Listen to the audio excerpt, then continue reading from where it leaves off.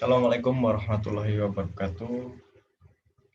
Saya di sini akan mempresentasikan tugas geografi ekonomi dalam buku Key Concept in Economy Geography halaman 85 sampai 92. Berikut merupakan PPT-nya.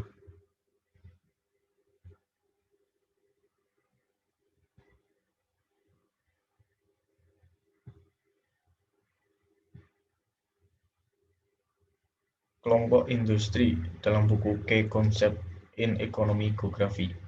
Nama Syahrul Diki Arfiansyah dengan NIM E100-100-919, kelas E. Aglomerasi secara tradisional dipahami sebagai hasil dari penghematan ekonomi dimungkinkan melalui pengurangan rata-rata biaya produksi atau penyediaan layanan karena kedekatan spasial. Ini tabungan dikenal sebagai skala ekonomi eksternal. Berbagai tipologi distrik industri ada dalam literatur, meskipun tipologi ini harus dianggap sebagai tipe ideal. Aglomerasi industri secara bersamaan merupakan aspek dari perkembangan dan spesialisasi yang tidak merata dan berfungsi sebagai tempat penting dalam penciptaan lapangan kerja inovasi. Dasar pemahaman aglomerasi industri adalah gagasan skala ekonomi eksternal. Skala ekonomi mengacu pada biaya penghematan dalam input per unit ketika skala tertentu tercapai dan bisa internal atau eksternal.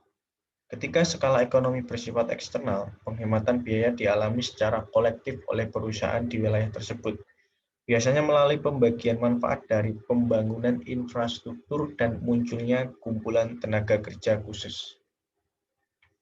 Skala ekonomi eksternal dianggap sebagian dihasilkan oleh eksternalitas positif. Ada dua jenis aglomerasi. Satu yang mendapat manfaat dari ekonomi urbanisasi dan satu lagi yang mendapat manfaat dari ekonomi lokalisasi. Ekonomi lokalisasi menghasilkan aglomerasi yang berspesialisasi satu sektor industri. Ekonomi urbanisasi mengacu pada keuntungan berada di kawasan perkotaan yang besar dengan luas dan pasar heterogen. Secara implisit, diasumsikan bahwa kawasan industri Marshallian memiliki interaksi dan keterkaitan minimal dengan orang-orang di luar distrik. Minat baru dalam aglomerasi industri dihasilkan oleh perdebatan spesialisasi yang fleksibel di mana pure dan sample. Model distrik industri Italia ketiga berbeda dari distrik industri Marsilin, terutama dalam tingkat koordinasi dan kerjasama antar perusahaan atau kolektivitas pemerintahan. Perusahaan dalam model Italia ketiga mencapai banyak hal. Tingkat koordinasi yang tinggi di antara perusahaan kecil biasanya berdasarkan kerajinan, bentuk organisasi kerja untuk industri garmen dan pembuatan sepatu, industri dan wilayah dalam perubahan ekonomi.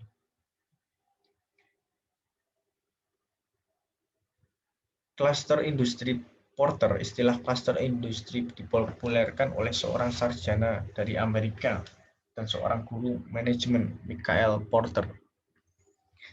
Cluster yang ditentukan oleh Porter sebagai konsentrasi geografis dari perusahaan yang saling berhubungan, terspesialisasi industri dan wilayah dalam perubahan ekonomi, pemasok, penyedia layanan, perusahaan di industri terkait, dan terkait institusi, misalnya universitas, lembaga standar, asosiasi perdagangan, dalam bidang tertentu yang bersaing tetapi juga bekerja sama. Dia juga menyebut mereka masa kritis dan kesuksesan kompetitif yang tidak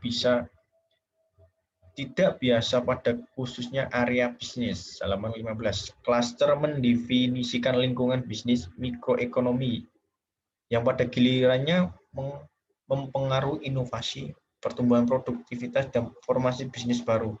Porter juga menunjukkan bahwa sementara beberapa klaster adalah sarang inovasi dan pertumbuhan yang lain mungkin menderita lock-in dan menghadapi penurunan. Poin-poin penting dalam PPT tadi adalah Aglomerasi industri, distrik, dan klaster adalah perhatian utama ahli geografi ekonomi. Ini menandakan bidang ekonomi khusus kegiatan yang mendorong inovasi, teknologi, pertumbuhan produktivitas, dan pada akhirnya berhasil menahan persaingan internasional. Selanjutnya ada berbagai jenis aglomerasi industri dengan kaitan eksternal dari berbagai signifikansi. Alasan aglomerasi juga beragam dari berbagai masukan faktor umum, hubungan sosial hingga wilayah, institusi, dan budaya. Selanjutnya bahwa aglomerasi industri, distrik, dan klaster tidak ada berarti usang. Internet secara mendasar telah mengubah kemungkinan tersebut inovasi dan transfer teknologi. Ini karena tatap muka kontak masih tetap menjadi mode komunikasi yang jauh lebih unggul, terutama dalam pembelajaran sambil melakukan dan transfer pengetahuan diam-diam. Terima kasih. Demikian presentasi dari saya, kurang lebihnya mohon maaf. Billahi taufiq wal hidayah. Wassalamualaikum warahmatullahi wabarakatuh.